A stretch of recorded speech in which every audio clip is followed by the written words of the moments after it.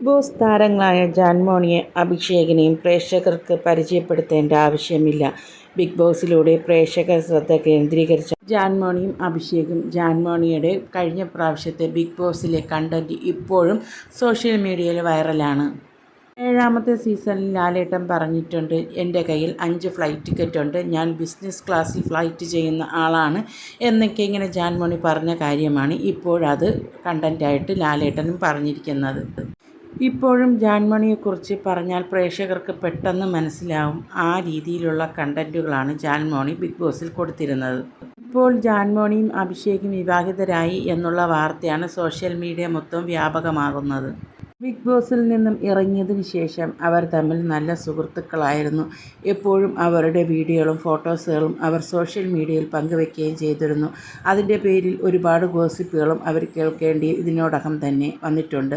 ആസാമിൽ നിന്നും കേരളത്തിലെത്തി ഇന്ന് സെലിബ്രിറ്റി മേക്കപ്പ് ആർട്ടിസ്റ്റിൽ ടോപ്പ് സ്പെഷ്യലിസ്റ്റിൽ നിൽക്കുന്ന മേക്കപ്പ് ആർട്ടിസ്റ്റാണ് ജാൻമോണി ദാസ്. ട്രാൻസ്ജെൻഡർ കൂടിയായ ജാൻമോണി ട്രാൻസ്ജെൻഡർ കമ്മ്യൂണിറ്റിയുടെ ഉന്നമനത്തിന് വേണ്ടിയും പ്രവർത്തിക്കുന്നുണ്ട്.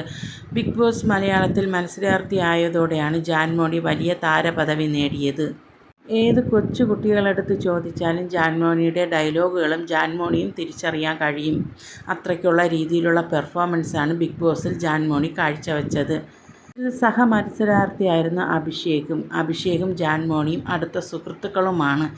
റീൽസ് വീഡിയോസുകൾ സോഷ്യൽ മീഡിയയിൽ വൈറലായിരുന്നു. രണ്ടാളുകളും ലിവിംഗ് റിലേഷൻഷിപ്പിലാണെന്നും വിവാഹിതരാകാൻ ഒരുങ്ങുകയാണെന്നുമൊക്കെ ഗോസിപ്പുകൾ ഇതിനോടകം തന്നെ ഉണ്ടായി. ഇപ്പോഴിതാ ജാൻമോണിയും അഭിഷേകും ഒന്നിച്ചുള്ള ഒരു വിവാഹ ഫോട്ടോസാണ് വീഡിയോസുമാണ് സോഷ്യൽ മീഡിയയിൽ വൈറലാകുന്ന. രണ്ടാളും പൂമാലയണിഞ്ഞ് വധൂവരന്മാരെ പോലെയാണ് നിൽക്കുന്ന വീഡിയോയിൽ. സീമന്തരേഖയിൽ സിന്ദൂരവും അണിഞ്ഞിട്ട് ജാൻമോണി.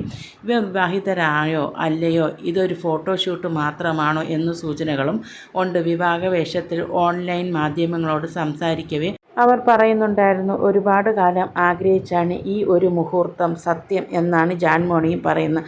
ഗോസിപ്പുകൾക്കുള്ള മറുപടിയാണ് ഈ താലിമാല, വരണമാലയും എന്നും ഇരുവരും പറയുന്നു.